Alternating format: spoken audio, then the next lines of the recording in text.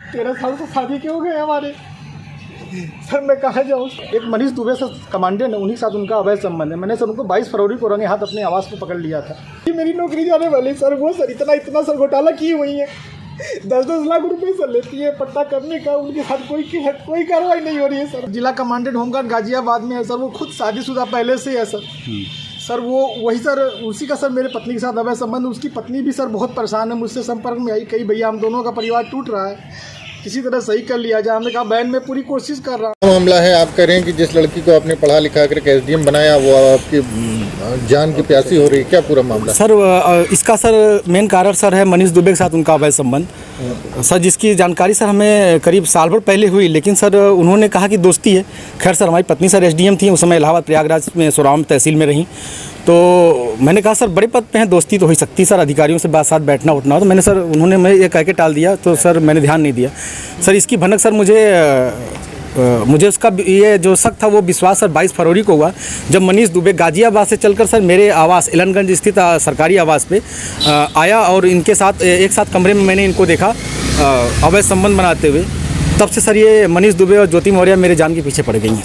कौन है, पूरी कहानी बताइए, क्या मामला है? सर 2010 में ज्योति मौर्य के साथ मेरी शादी हुई सर। मैं सर पंचायत राज विभाग में सर 2009 में सेलेक्ट हुआ प्रतापगढ़ में सर, वहीं पे नौकरी कर रहा हूँ सर। और 2010 में इनसे 19 नवंबर को मेरी शादी हुई और सर उसके बाद हमारे संबंध बहुत अच्छे रही।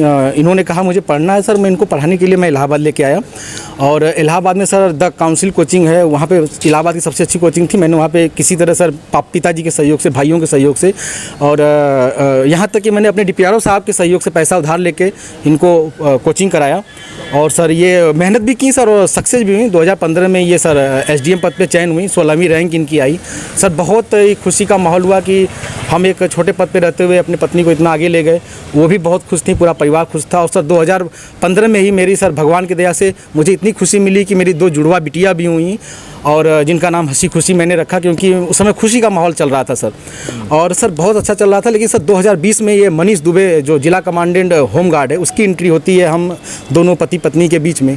और सर घर इतनी तबाही पे पहुंच चुका है कि घर तो टूट ही रहा है, बच्चे तो दूर हो ही रहे हैं, पत्नी दूर हो ही रही है सर। यहाँ तक कि मैं मुकदमा भी मेरे ऊपर हो गया है और मेरी मौत की साजिश भी रची जा रही है।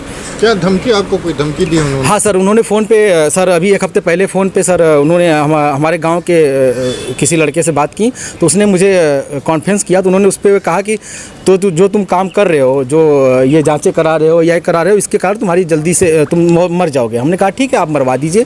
तो मैं नहीं मरवा रही हूँ, जो करवा रहे हो इसके कारण मारे जाओगे। हत्या की धमकी दी है? जी सर, हत्या की। और सर उनका भाई सर सचिन मौर्य है सर, वो मेरे घर से सर रखे मेरे काफ़ी जो कुछ पैसे थे, जेवरात थे, वो सर लेके चला गया। मेरे सर उसकी वीडियो बना के भेजा कि मैं लेके जा रहा हूँ, जो करना हो कर लीजिए। और सर मुझे चैटिंग लिख के भेजा है कि आपका व्हाट्सअप सब कुछ गायब कर दूंगा, हैक कर लिया हूँ, जो सेव करना हो सेव कर लीजिए। और सर उसने क्या किया कि मेरी सिम भी अपने पास रख लिया है, रख के यूज कर रहा है। मेरा बैंक अकाउंट है उसमें जुड़ा हुआ है सब कुछ, लेकिन सर वो मेरी जान पे सब लोग तुले हुए हैं सर। क्या वो आपसे तलाक मांग रही है? हाँ सर, उन्होंने मुझसे ऑडियो के माध्यम से कहा है, मुझे अभी तक कुछ ऐसा नोटिस तो नहीं मिला है, लेकिन सर उन्होंने कहा है कि तलाक प्यार से दे दीजिए, बवाल मत करिए, नहीं तो मैं आपको बर्बाद कर दूंगी। आपके DPRO से बात हो गई है, आपको बर्खास्त करा दूंगी, न नौकरी करने दूंगी न जीने दूंगी। आपने इसकी शिकायत कहाँ? सर इसकी शिकायत मैंने सर्वप्रथम सर उसी दिन धूमनगंज SHO साहब से की।